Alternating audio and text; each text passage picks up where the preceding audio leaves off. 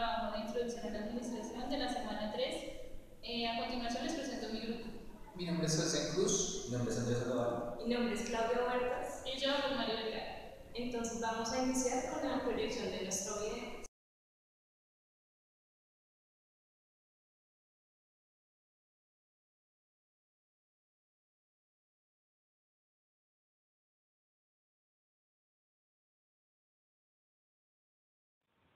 Mi nombre es José Andrés Aperador Sandoval. Explicaré Introducción a la Administración. El surgimiento de la Administración como institución esencial, distinta y rectora es un acontecimiento de primera importancia en la historia social en pocos casos. Si los hay, una institución básica nueva o algún nuevo grupo digerente han surgido tan rápido como la Administración desde principios de siglo. La Administración es el órgano social encargado de hacer que los recursos sean productivos, esto es con la responsabilidad de organizar el desarrollo económico que refleja el espíritu social de la era moderna. Las personas han hecho planes y perseguido metas por medio de organizaciones y logrado todo tipo de hazañas desde hace miles de años. Sin embargo, la teoría de la administración se suele considerar un fenómeno relativamente reciente que surge con la industrialización de Europa y Estados Unidos. En el siglo XXI, una organización es una unidad social o agrupación de personas constituidas esencialmente para alcanzar objetivos específicos, lo que significa que las organizaciones se proponen y construyen con planeación y se elaboran para conseguir determinados objetivos. La administración posee características como universalidad, especificidad, unidad temporal, valor instrumental, amplitud del ejercicio, flexibilidad, entre otras, que serán ampliadas en este contenido. Además, poseen elementos como la eficiencia, eficacia, productividad, coordinación de recursos, objetivos y grupos sociales que le hacen diferentes a otras disciplinas. Elementos de la administración. Etapas del proceso administrativo. Planificación, organización, dirección y control. Planificación. La planificación consiste en determinar sistemáticamente objetivos precisos y en lo posible cuantificados para los distintos campos de actividad de la empresa. La organización es la parte de la administración que supone ese establecimiento de una estructura intencionada de los papeles que los individuos deberán desempeñar en una empresa. La estructura es intencionada en el sentido de que deben garantizar la asignación de todas las tareas necesarias para los cumplimientos de las metas, asignación que debe hacerse a las personas mejor capacitadas para realizar esta tarea. Dirección. Pone en marcha todos los lineamientos establecidos durante la planeación y la organización. A través de ella se logran las formas de conducta más deseables en los miembros de la estructura organizacional. Control. El objetivo de esta función administrativa es la de ver de que todo se haga conforme fue planeado y organizado, según las órdenes dadas, para identificar los errores o desvíos, con el fin de corregirlos y evitar su repetición, así lograr a las metas propuestas por la empresa. Características de la administración. Universalidad. La administración se da por lo mismo en el Estado, en el ejército, en la empresa, en las instituciones educativas, en una sociedad religiosa, etc. Especificidad. Aunque la administración va siempre acompañada de otros fenómenos de índole distinta, el fenómeno administrativo es específico y distinto a los que la acompañan. La administración se auxilia de otras ciencias y técnicas que caracterizan propias que le proporcionan su carácter específico. Unidad temporal. Aunque se distingan etapas, fases y elementos del fenómeno administrativo, este es único y por lo mismo en todo momento de la vida de una empresa se está dando, en mayor o menor grado, todos a la mayor parte de los administros administrativos. Unidad jerárquica. Todos cuando tienen carácter de jefes en un organismo social participan en distintos grados y modalidades de la misma administración. Así en una empresa forman un solo cuerpo administrativo, desde el gerente hasta el general, hasta el último mayordomo. Valor instrumental. La administración hace uso de los principios procedentes y procedimientos y métodos de otras ciencias que están relacionadas con la eficiencia en el trabajo. Está relacionada con matemáticas, estadísticas, derecho y economía. Principios o fundamentos de la administración. División del trabajo. La especialización incrementa la producción al hacer más eficiente al empleado. Autoridad. Los administradores deben de ser capaces de dar órdenes. La autoridad les da este derecho. En donde se ejerce la autoridad surge la responsabilidad. Disciplina. Los empleados deben de obedecer y respetar las reglas que gobiernan la organización. Unidad de comando. Cada empleado debe recibir órdenes solo de un superior. Unidad de dirección. Cada grupo de actividades organizacionales que tienen el mismo objetivo deben de ser dirigidas por un administrador que solo utiliza un plan. Subordinación de los intereses individuales al interés general. Los intereses de un empleado o grupo de empleados únicos deben tener preponderancia sobre los intereses de la organización como un todo. Remuneración. Los obreros deben recibir un salario justo por sus servicios.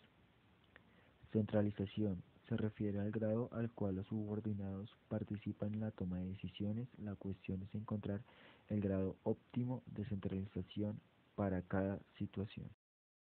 Enfoque clásico. Los orígenes del enfoque clásico de la administración superan las consecuencias de la revolución industrial y podrían resumirse en dos hechos genéricos que son el crecimiento acelerado y desorganizado de la empresa, la cual exige un enfoque científico más depurado y que sustituya el empirismo. Con la gran empresa de dimensiones más limpias surgen condiciones iniciales para el planeamiento de la producción a largo plazo. La necesidad de aumentar la eficiencia y la competencia de las organizaciones. Los monopolios se instalan en Estados Unidos entre 1880 y 1890.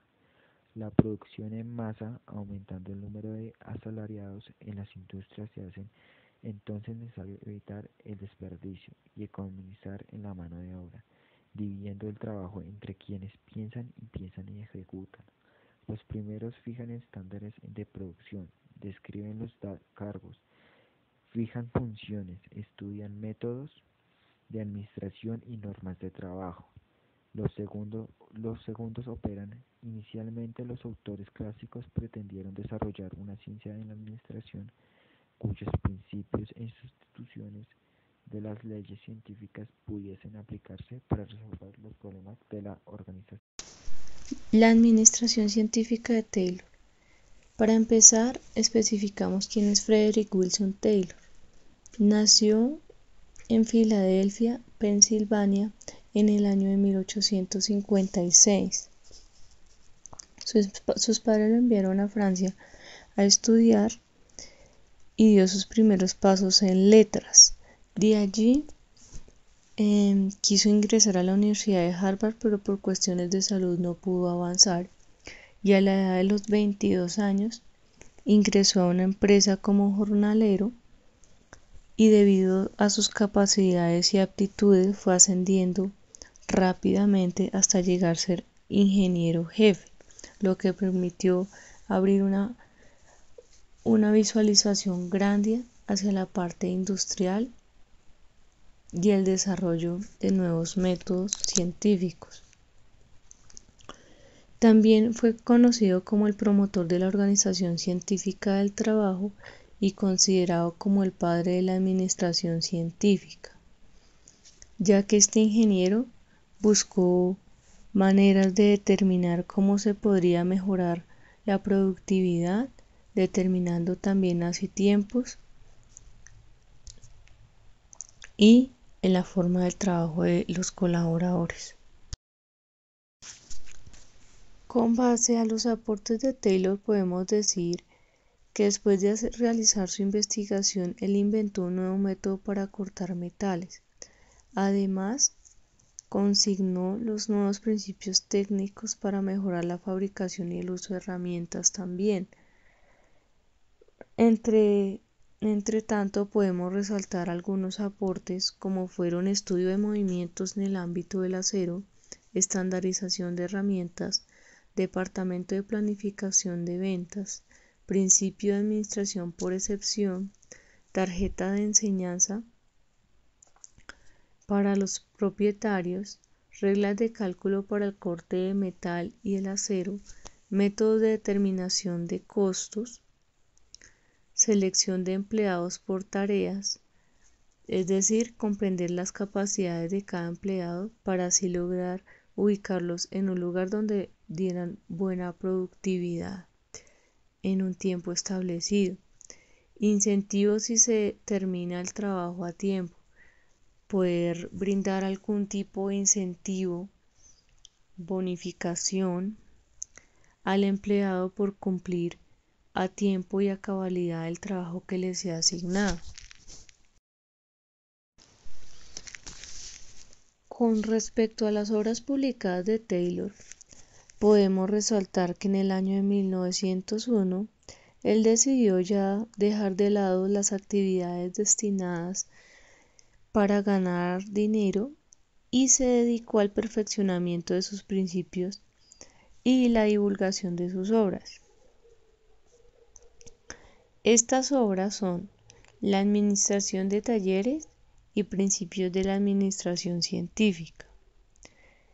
Con estas publicaciones, Taylor trató de dejar en alto y constituir uno de los fundamentos principales de la administración moderna, la cual se haría enfática en implementar nuevos métodos científicos para la mejora de tiempos dentro de una organización o empresa, sin dejar de lado que con esa implementación sería tener en cuenta tiempos, pero también tener en cuenta el personal que esté capacitado y que sea ubicado según su rendimiento en cada labor.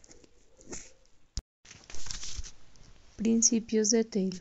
Estudio y sistematización de los conocimientos acerca de cada trabajo, es decir, establecer un cronograma y un proceso para determinada labor para lograr una buena productividad.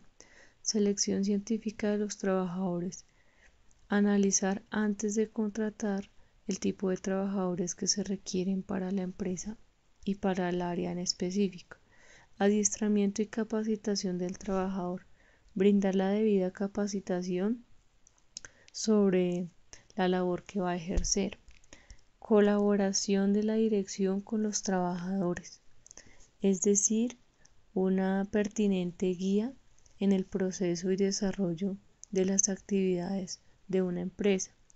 Creación de un ambiente de cooperativa mutua, es decir, trabajo en equipo, brindando la información en el momento adecuado al colaborador sobre determinada labor. División de la responsabilidad entre la dirección y los trabajadores y supervisión especializada, es decir, asignar tareas, pero asimismo supervisarlas, todo bajo el punto del respeto con base a los trabajadores. Los seguidores de Taylor. Henry Lawrence Gann. De él podemos decir que realizó varios estudios con base a los costos de producción y a los registros de los resultados, y propuso entonces de manera muy consciente y correcta incentivos por trabajo realizado con el fin de implementar un rendimiento del trabajador. Otro seguidor es Frank Bunker Gilbert. Avanzó en el estudio de los movimientos que hace el trabajador al ejecutar operaciones, dando así la posibilidad de representar movimientos para simplificar operaciones. Esa era la búsqueda de él. En el caso de Harrington Emerson, desarrolló aplicaciones en la búsqueda del trabajo y formuló pautas para el mejoramiento y rendimiento industrial. Y adicionalmente, Henry Ford, quien fue el que fundó la primera fábrica de automóviles, también impulsada con base a las innovaciones administrativas. De todo esto podemos resaltar que fue grande el avance que brindó Taylor durante sus estudios, como por ejemplo en su obra publicada de Principios y Métodos de la Gestión Científica podemos resaltar una frase: el objeto principal de la administración ha de ser asegurar la máxima prosperidad para el patrón junto con la máxima prosperidad para cada uno de los empleados. Bueno, yo les hablaré sobre Henry Fayol. Él nació en 1841 y murió en 1925 en Francia. Se graduó como ingeniero civil de minas en el año 1860. Se conoce por sus aportes en el terreno del pensamiento administrativo y adicionalmente fue conocido como el padre de la teoría administrativa moderna. Para Fayol, los procesos administrativos eran instrumentos muy importantes para la buena dirección de las organizaciones, ya que esto permitía la solución de muchas dificultades que son propias de las empresas. Las investigaciones de Fayol se enfocaron hacia las empresas y el Estado, aunque a medida que iba pasando el tiempo él se dio cuenta que los principios que él investigó y consideró importantes se podrían aplicar a diferentes organizaciones, ya fueran grandes, pequeñas o medianas. Fundamentos de la teoría administrativa de Fayol. Según Fayol, las operaciones que se desarrollan dentro de una organización se pueden agrupar de 6 maneras. Están las operaciones técnicas, que se enfocan más como a la producción y fabricación de productos dentro de una organización. También tenemos las operaciones comerciales, donde encontramos la parte de las compras y las ventas que se encuentran dentro de una empresa. También están las operaciones financieras, que se enfocan más como a la búsqueda y la administración de los capitales que ingresan a las diferentes organizaciones. Las operaciones de seguridad, que tienen que ver más como con la parte de protección de los bienes y de las personas dentro de la organización.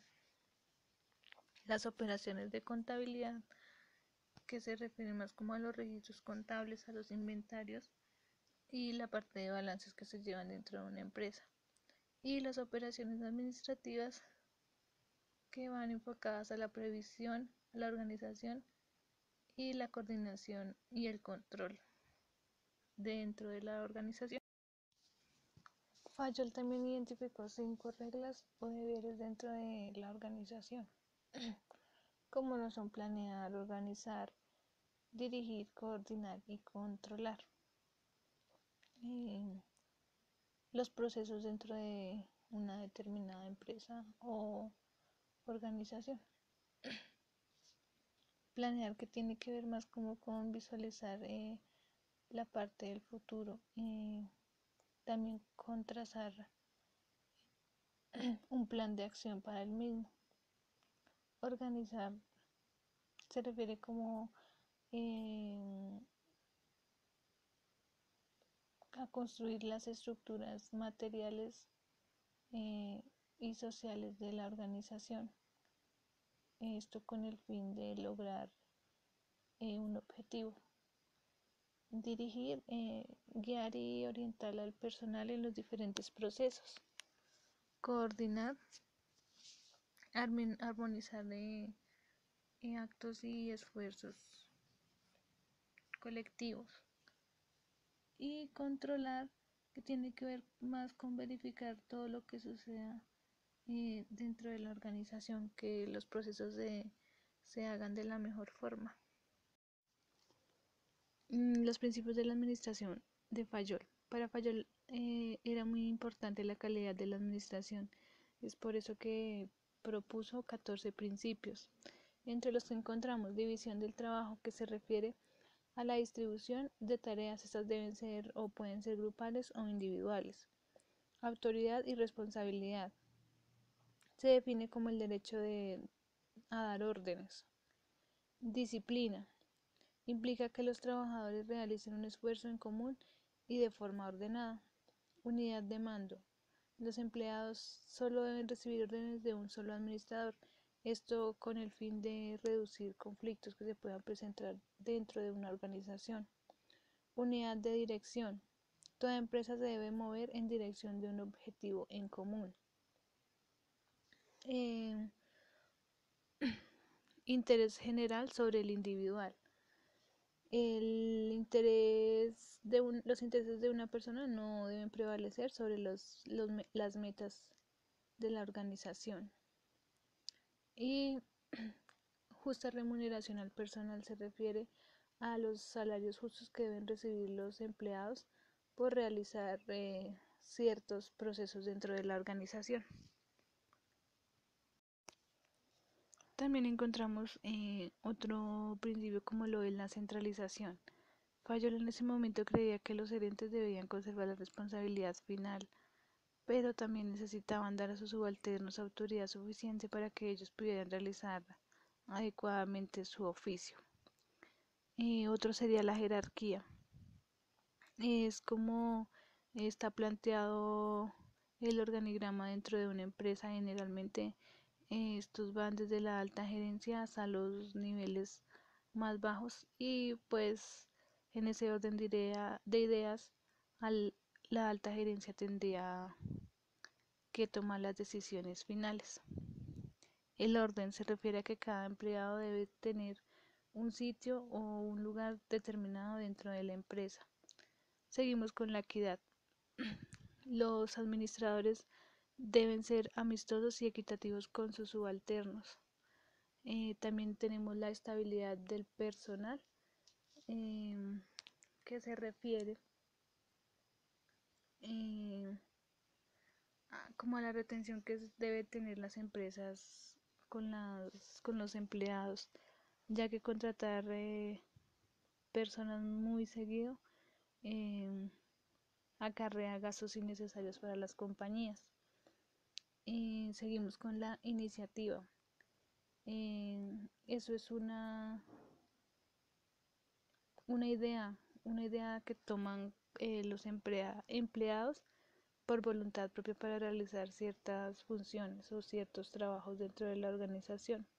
Y por último tenemos el espíritu en equipo, que se refiere a que se debe propiciar armonía entre todos los compañeros de la empresa. Fayol aclaró que estos principios no son de ninguna manera rígidos, ya que hay diversas situaciones y en algunos casos se requieren al pie de la letra, pero en otros casos no es así. Bueno, pues la teoría humanística se basa primordialmente en contrarrestar la deshumanización del trabajo, ya que en ese tiempo, o sea, había mucha explotación laboral y no valoraban bien al trabajador. También consistía en aplicar la deshumanización dentro de una organización, porque se dieron cuenta que, o sea, que crean más ambientes más óptimos para el desempeño laboral. También muchas veces se preocuparon en la sensibilidad para las personas de mando ante las necesidades de sus empleados, porque siempre las personas de mando no trataban bien a las personas de rango menor. Entonces les decían ver las necesidades de los trabajadores y así mejorar el trato. Y hacer ver que todos trabajan en equipo, porque si quieren ver resultados y el cumplimiento del objetivo de la empresa, tienen que estar juntos para superar cada problema que se vaya presentando. Hacer ver a las personas líderes que la motivación es primordial para conseguir sus objetivos y que la necesidad los hace perseverar y lograr cosas más grandes cada vez.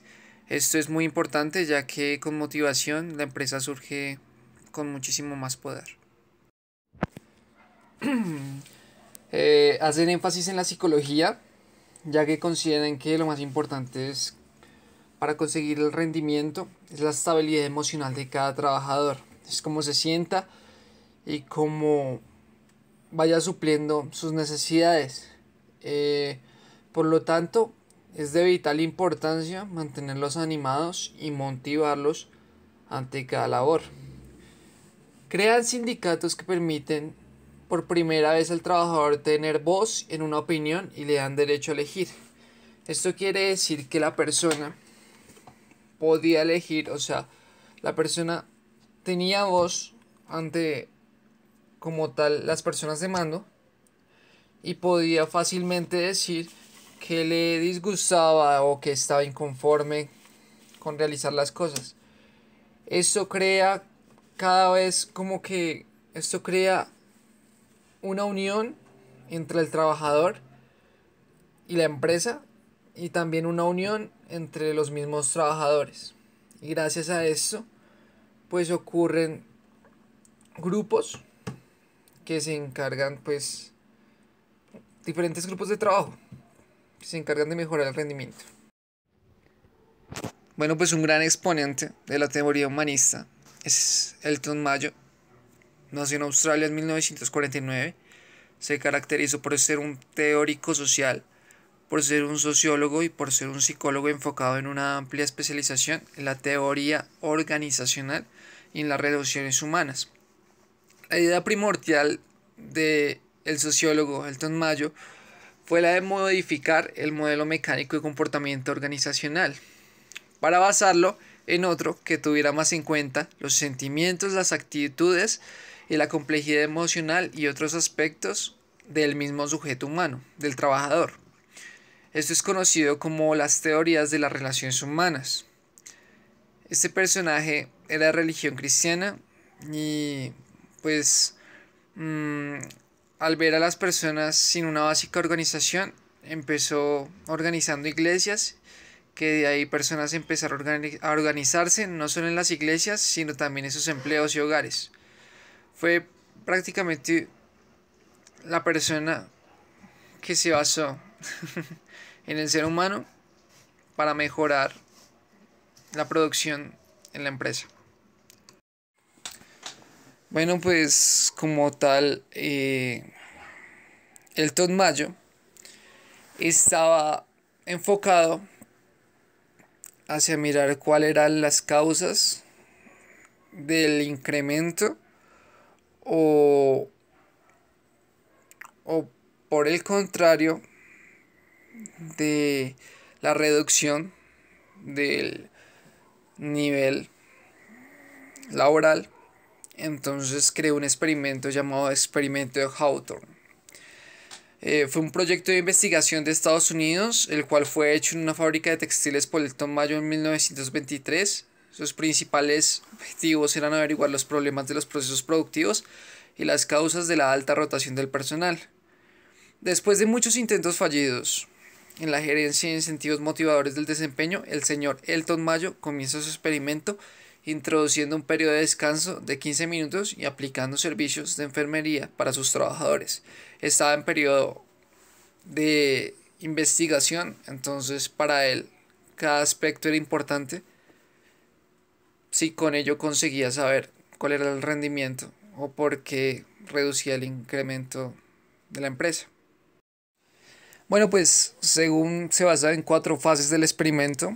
Entonces en la primera fase seleccionó 2 grupos de trabajo realizando la misma labor, pero con una única diferencia, que cada grupo tenía que estar en distintas condiciones de iluminación y se comprobó que el aspecto psicológico y aspecto cultural influye más que los aspectos ergonométricos, ya que consiguieron los mismos resultados laborales.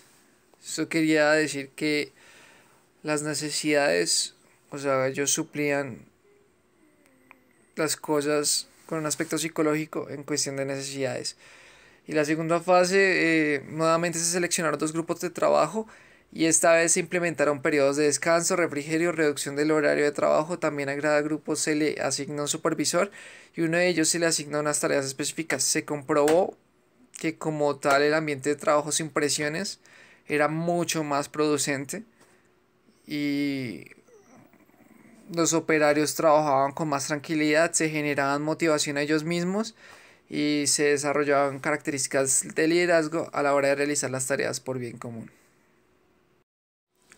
Bueno, pues en la tercera fase se realizan entrevistas a los trabajadores con el fin de conocer sus actitudes y sentimientos acerca de las tareas que los trabajadores realizaban y les permiten expresarse libremente. La empresa se entera que hay un grupo formado por los mismos trabajadores y se aplican estándares de producción para la producción y se generan expresiones de inconformismo. Aparte de esto, se genera una lealtad entre los mismos trabajadores y de los trabajadores hacia la empresa. Pero así también, como tal, también se generan conflictos de la misma. En la cuarta fase, se escogió un grupo de referencia de varios trabajadores y estos mismos se encontraban pues inspeccionados por un supervisor y afuera un entrevistador. Comprobaron que los operarios hacen engaños la mayoría de las veces para aumentar su productividad, la cual hace a los investigadores pensar que lo que más juega en el factor a nivel social y a nivel en el factor es el nivel social y moral de cada trabajador para establecer su desempeño laboral. Ya que hicieron trampa, el experimento fue suspendido, fue cancelado.